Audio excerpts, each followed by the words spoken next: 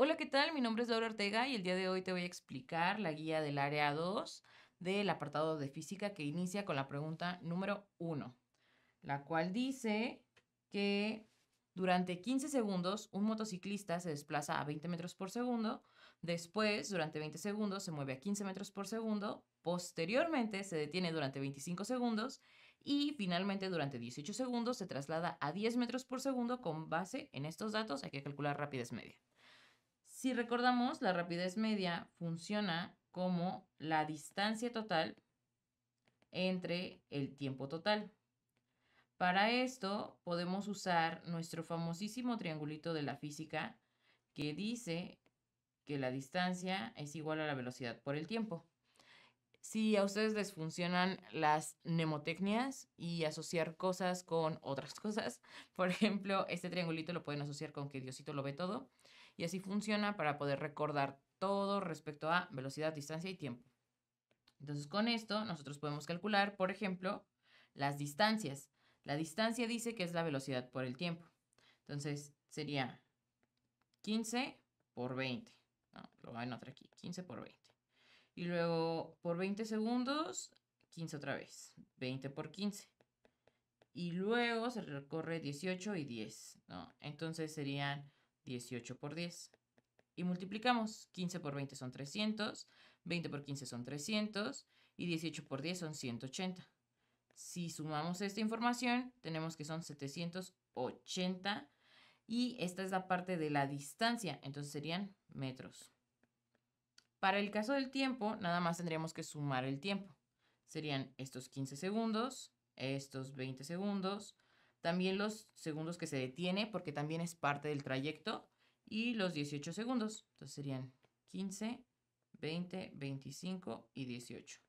Y la suma son 78 segundos. Por lo cual, la rapidez media sería 780 entre 78, que serían 10 metros por segundo, que sería el inciso D. ¿Va? Pasemos a la siguiente pregunta. Pregunta 2. Sobre un cuerpo se aplicaron diferentes fuerzas en dirección horizontal con el mismo sentido, provocando que el objeto experimentara distintas aceleraciones. Basándote en la gráfica de los resultados obtenidos y despreciando la acción ejercida por la fricción entre el objeto y la superficie de contacto, ¿cuál es la masa del objeto? Estamos hablando de fuerza, de masa y de aceleración. Así que claramente necesitamos usar fuerza igual a masa por aceleración.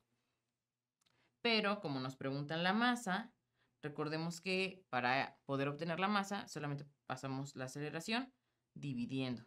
Entonces la masa sería la fuerza entre la aceleración. Con esto vamos a observar la gráfica.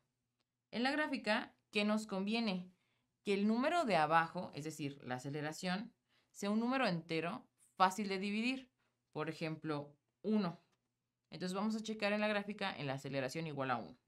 Aceleración igual a 1 es aquí. Y recorremos esta línea hasta este punto. ¿Sale? Y de ahí vamos a ver cuánto es la fuerza que tiene. Entonces de ahí nos movemos y observamos que está justo a la mitad de 2 y de 3. Sería 2.5 newtons, ¿sale? Entonces esto sería 2.5. Y dividimos. 2.5 entre 1 no hace que cambie y serían 2.5 kilogramos. Y ya terminamos. Entonces la respuesta sería el inciso B. ¿Sale? Recuerden que si en algún momento hay alguna fórmula que no sepan muy bien cómo va o cosas de ese estilo, siempre pueden guiarse también por las unidades de medida, porque las unidades también se operan dentro de estos ejercicios y nos van a ayudar a ver qué es lo que se está cancelando. En este caso, estamos eliminando los metros por segundo al cuadrado de los newtons. Recuerden que los newtons es kilogramos por metro entre segundo al cuadrado. ¿Va? Siguiente pregunta. 3. La ley de Hooke sobre la relación entre el desplazamiento X del resorte y la fuerza F, como se muestra en la figurita que está en la pantalla, establece que X es, bueno, ¿qué sabemos sobre la ley de Hooke? La ley de Hooke es la ley del resorte y nos habla de qué tanto se estira un resortito, ¿no? Cuánta fuerza necesitamos aplicar para que se estire de cierta longitud o se contraiga. Entonces, la ley de Hooke, ¿cómo se escribe? Se escribe como Kx, donde K es la constante de elasticidad, ¿sale? Y X, pues claro, es lo que vamos a modificar. Entonces, en este caso, ya sabemos que X es el desplazamiento, que K es la constante, y como es una multiplicación, entonces es directamente proporcional, por lo cual la respuesta es el inciso A. ¿Sale? Pasemos a la que sigue. 4. Esta es una de esas preguntas que son larguísimas, pero larguísimas de texto, y es muy importante la información, ¿sale? Dice, un balín X de masa igual a 200 gramos rueda con velocidad v sobre un riel recto con fricción despreciable y en posición horizontal. Entonces de aquí vamos a, claro, sí es importante la información, pero todo esto del riel y cosas de ese estilo no lo vamos a usar, ¿va? Otro balín Y de masa igual a 400 rueda con velocidad menos v. Este menos v dice, mira, va a ser en la dirección contraria del balín X, ¿sale? Eso es importante. Y dice sobre el mismo riel, pero en sentido contrario. Podemos, de hecho, decirlo del sentido contrario solamente con la velocidad, no es necesario el texto, ¿sale? Entonces podemos omitirlo. Dice, si se considera que hay conservación de energía y del ímpetu, entonces esa es la parte más importante, la conservación de energía y del ímpetu, ¿sale? Y que los balines se comportan como partículas y que después de chocar el balín Y se va a quedar totalmente inmóvil. Esa parte también es muy importante, que Y se va a quedar inmóvil después del choque, ¿sale? Este sería un choque elástico, ¿sale? Entonces dice que cuál va a ser la velocidad del balín X después del choque totalmente elástico. Ya tenemos toda la información, ¿va? ¿Qué es lo que hace el ímpetu? ¿Sale? El ímpetu es la cantidad de movimiento que hay, ¿sale? Entonces nosotros podemos calcular el ímpetu del balín X, ¿sale? El ímpetu de X es la masa por la velocidad. En este caso la masa es de 200 y la velocidad es v. Ese sería el ímpetu de X, ¿sale? Y luego podemos calcular el ímpetu de Y. Para el ímpetu de Y es muy similar, ¿sale? El ímpetu de Y sería la masa de Y por la velocidad de Y. En este caso, el ímpetu de Y sería menos 400V, ¿sale? Le puse el menos antes y no después porque si no tendría que poner un paréntesis. Entonces nada más para que quede ahí expresado. Y todo esto es, claro, antes del choque, ¿sale? Después se van a mover y van a chocar. Entonces, cuando ocurra el choque, ¿qué es lo que va a pasar? Y va a llegar a un punto y se va a quedar ahí quietecita, ¿no? Y su velocidad va a ser de 0. Pero su masa va a seguir siendo de 400, no va a haber cambiado nada. Por otro lado, X va a, claro, chocar con Y, pero ahora se va a regresar, ¿cierto? Porque no se detiene. Entonces, Y va a tener una velocidad que desconocemos, le podemos llamar velocidad final, y su masa sigue siendo de 200, ¿sí? Pero por las propiedades de la conservación del ímpetu, ¿qué pasa? Pues que yo antes del choque puedo calcular el ímpetu total. El ímpetu total sería la suma del ímpetu de X con el ímpetu de Y. En este caso sería 200V menos 400V, por lo cual serían menos 200V, ¿sale? Y esto es lo que vamos a conservar, ¿sale? Entonces, cuando hagamos exactamente lo mismo, es decir, calcular el ímpetu total, en el caso de después del choque, que sería en este caso, ¿sale? Entonces aquí tendría que darnos exactamente lo mismo, menos 200V. Pero en este caso, pues el ímpetu de Y va a ser 0, porque la masa por la velocidad me va a dar 0. Entonces el ímpetu de X sería la velocidad final por 200. Y eso significa que el ímpetu total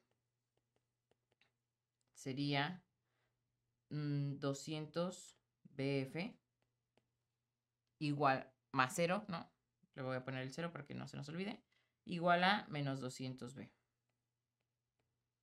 Y de aquí vamos a hacer el despeje. El 0 ya no necesitamos ponerlo. Entonces 200BF es igual a menos 200B. El 200 se está multiplicando, lo vamos a pasar dividiendo. Y se cancelan aquí. Por lo cual la velocidad final es menos B, que sería el inciso C. Creo que es de las cosas más difíciles del examen, los ejercicios que son con tantos pasos. Pero en realidad son ejercicios muy sencillos porque llevan muchísima teoría detrás. Entonces, si nosotros recordamos muy bien a qué se refiere con el ímpetu y cómo se conserva el mismo, con eso podemos resolver el ejercicio sin ningún problema, ¿va? Pasemos a la siguiente pregunta. 5. Esta yo considero que es de las preguntas más difíciles que he visto en una guía de la UNAM. Y no solo eso, o sea, jamás he visto un ejercicio tan difícil en un examen real. ¿Por qué? Porque es difícil por las cantidades, ¿sale? Dice que tenemos un termómetro de gas a volumen constante que es usado para medir la temperatura de un objeto. Cuando el termómetro está en contacto con el punto triple del agua, la presión en el termómetro es de 8500 por 10 a la 4 pascales. Cuando este entra en contacto con otro objeto, la presión es de 9650 por 10 a la 4 pascales. Y queremos saber la temperatura del objeto. Lo voy a hacer por una aproximación, sí les voy a decir exactamente cómo se resuelve, pero para sacar el dato exactito lo vamos a aproximar, ¿sale? Entonces, paso número 1. Estamos hablando de gases, ¿no? O sea, necesitamos la ley general de los gases, entonces la vamos a anotar aquí arriba, ¿sale? La ley general de los gases que dice que la presión 1 por el volumen 1 entre la temperatura 1 es igual a la presión 2 por el volumen 2 entre la temperatura 2. Y de aquí nosotros podemos simplificar esta expresión dependiendo de la información que tenemos en el problema.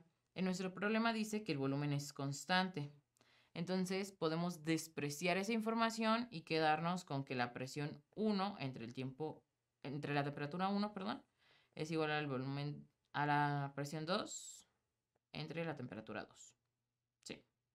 Y de ahí, ¿qué tenemos? Pues tenemos de información. La presión 1 sería esta de aquí. 8500 por 10 a la 4 pascales. La temperatura 1 sería 273.17 Kelvin. Y esto va a ser igual a la presión 2, que sería esta de acá, 9650 por 10 a la 4 pascales. Entre la temperatura 2, que es la que queremos conocer. De aquí, ¿cómo yo lo resuelvo? Primero, invierto las fracciones, porque como mi incógnita queda en la parte de abajo, es mucho más cómodo de resolver. Entonces lo que haría sería escribir esto de manera inversa, es decir, 273.17 Kelvin entre 8500 por 10 a la 4 pascales igual a 9000, perdón, a temperatura 2 entre 9650 por 10 a la 4 pascales. ¿Sale? Aquí me falta una, pero ahí está. Y luego vamos a pasar justo esto de aquí multiplicando, ¿sale? Y entonces a la hora de pasarlo multiplicando, ¿qué es lo que va a pasar? Que vamos a poder cancelar información, ¿sale? ¿Sale? Vamos a cancelar los pascales con estos pascales, el 10 a la 4 con el 10 a la 4 y un 0 con un 0. Y nos va a quedar entonces que la temperatura 2 es igual a 965 por 273.17 Kelvin entre 850. Y creo que esta es la parte más difícil, ¿va? Porque tendríamos que hacer ahora sí la multiplicación. Vamos a multiplicar aquí arriba. En el examen ustedes no van a tener calculadora. Entonces hay que multiplicar a mano. Y por eso vamos a hacer el segundo paso, el de la división, por aproximación y no por multiplicación, ¿va? Entonces, al multiplicar, nos va a quedar que 965 por 273.17 es 263.609.05. ¿Sale? Y todo esto lo tengo que dividir entre 850 para que me dé los grados Kelvin, ¿va? Si lo dividen, les va a dar exactamente la respuesta. No lo voy a dividir. ¿Qué voy a hacer? Con las opciones voy a ver una aproximación, ¿sale? 850, si yo lo multiplico por las opciones, me tiene que dar aproximadamente 263,000. Aproximadamente. Entonces, ¿qué me conviene? Multiplicar por datos que sean chiquitos, como 300 o 400. Voy a multiplicar por 300, ¿sale? Y entonces al multiplicar por 300 es muy rápido de multiplicar. De hecho, nos quedaría de que, pues, lo voy a acomodar un poquito más arriba. Quedaría multiplicar solamente el 3 por el 850, ¿sale? Y podemos despreciar los ceros y agregarlos hasta el final, porque eso hace que sea mucho más rápido de realizar la operación, ¿sale? Vamos a hacerlo. Entonces sería 850 por 300. Entonces los ceros los voy a omitir. Y vamos a multiplicar 3 por 5, que son 15. 3 por 8, que son 24 y una 25. Y los 3 ceros, que son 255,000. 255,000 está muy cerca del 263,000. Porque además le quitamos el 10 y no aproximamos todo lo demás. Entonces esa va a ser la respuesta correcta. Si ustedes hacen la división, en efecto da como resultado 310 punto algo, ¿sale? Entonces, para que lo tengan en cuenta.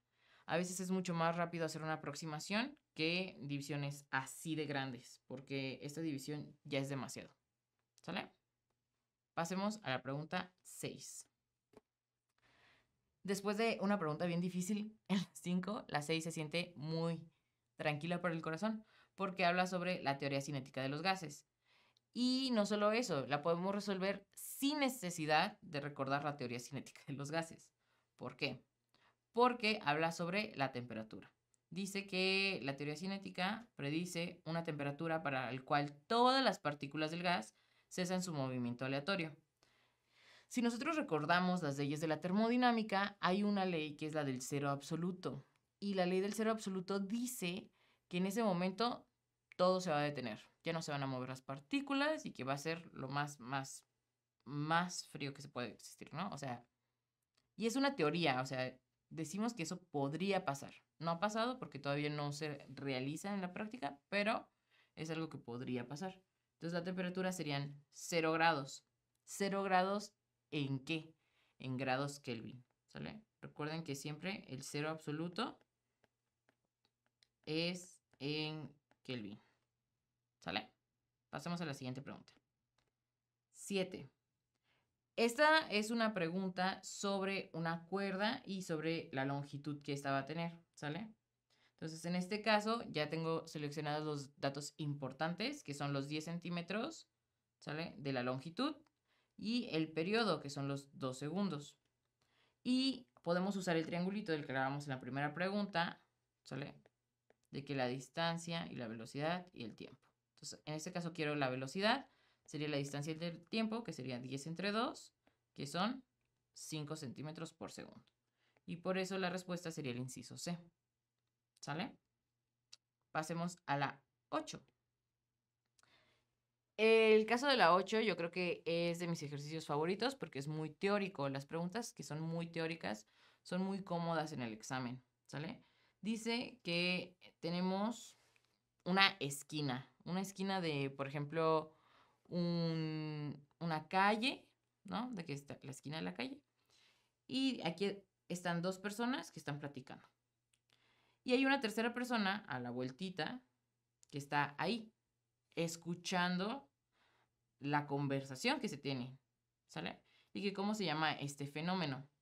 Lo que pasa es que cuando nosotros hablamos es una onda de sonido y el sonido tiene una particularidad, bueno, no solo el sonido, las distintas ondas, pero el sonido se expande muy rápido y además se difracta, es decir, que cada vez que choca se separa y vuelve a chocar y se vuelve a separar y se vuelve a separar y eso hace que nosotros podamos escuchar una conversación que está del otro lado de una puerta, por ejemplo, porque sale por la rendijita de abajo, o a la vuelta justo como aquí, a la vuelta de la esquina.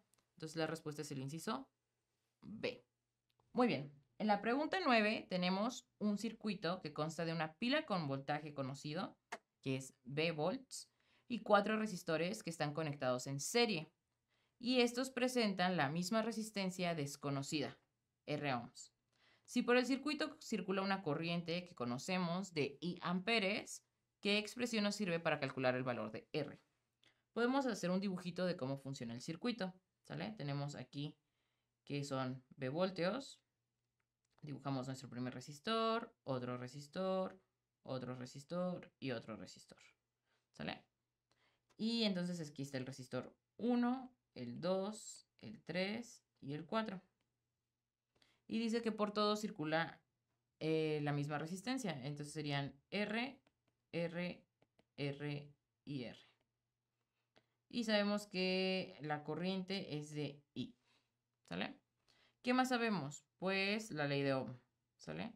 La ley de Ohm que dice que la corriente es igual al voltaje sobre la resistencia. Pero no cualquier resistencia. Tiene que ser la resistencia total.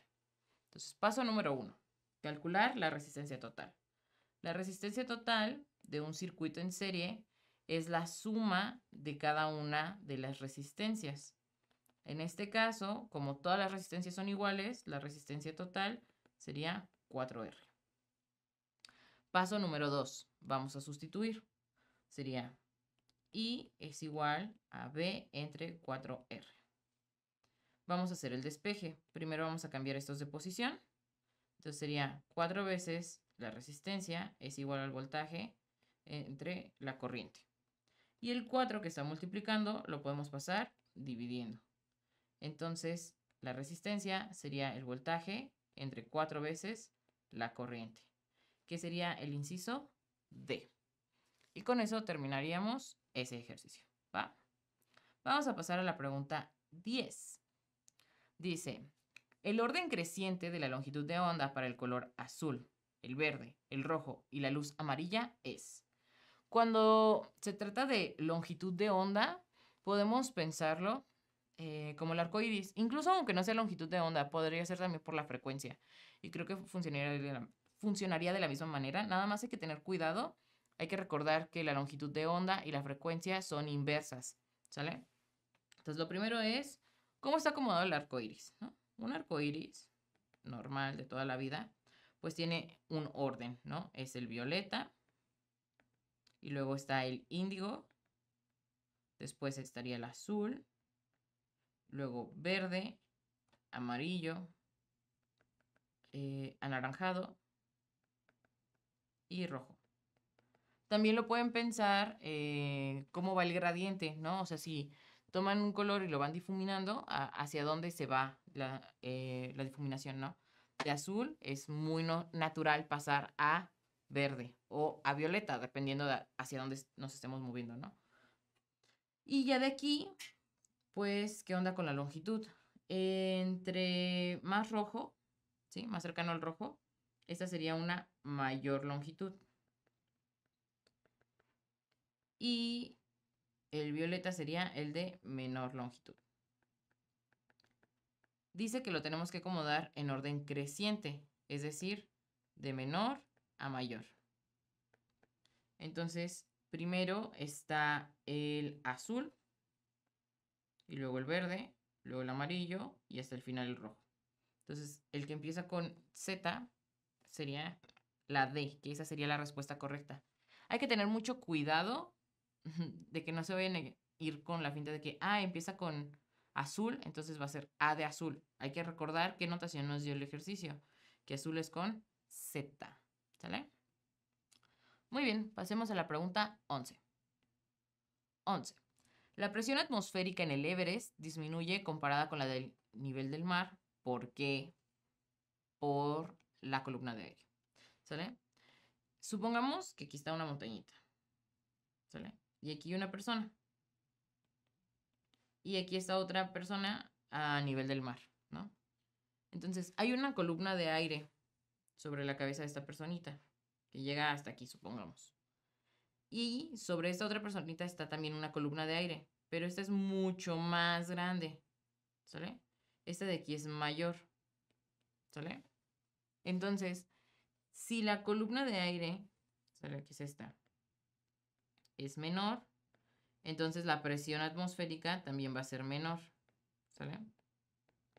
Si la columna de aire es mayor, entonces la presión atmosférica va a ser mucho más grande. Por eso disminuye, ¿sale? Y entonces la respuesta es el inciso B. Siempre hay que recordar que la presión atmosférica está ligada directamente a las columnas de aire, ¿va? Esta es una pregunta importante, es de examen, ¿sale? Y normalmente no preguntan sobre el Everest, preguntan sobre la altura de la Ciudad de México. Entonces hay que tener mucho cuidado con este tipo de ejercicios. Vamos a pasar a la última pregunta. Pregunta 12. Este es el ejercicio que también es muy largo de resolver si no lo hacemos por aproximación. Paso número 1. Dice que tenemos una alberca olímpica de 50 por 25 por 3 metros. Entonces vamos a calcular el volumen de esta alberca, ¿sale? Entonces mide 50 por 25 por 3. El volumen de un paralelepípedo, que es la figurita que tenemos ahí, es multiplicar pues sus medidas, 50 por 25 por 3. Entonces podemos multiplicar 3 por 25, 75. Por 50 serían 3.750 metros cúbicos. Con esta información, ahora necesitamos ver cómo funciona el agua que va a ir cayendo en la alberca. Dice que se va a usar un tubo de 40 centímetros de diámetro por el cual va a fluir agua a una velocidad de 4 metros por segundo.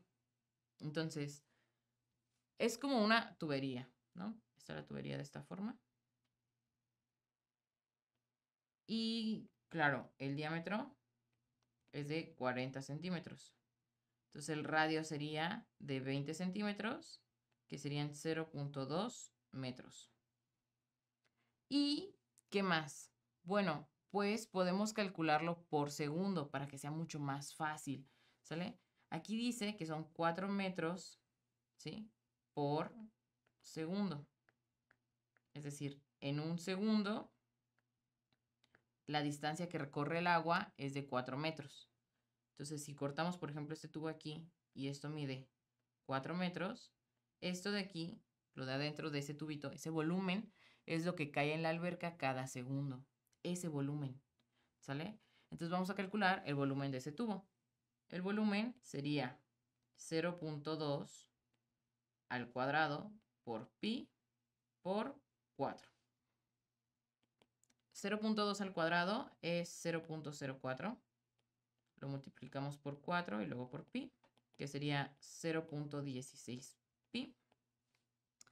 Pero vamos a usar pi como 3.14. Entonces 0.16 por 3.14. Recordemos que no vamos a tener en el examen calculadora, ¿ok? Entonces al multiplicar esta información de aquí nos va a dar un total de 0.5624, perdón, metros cúbicos. Este es.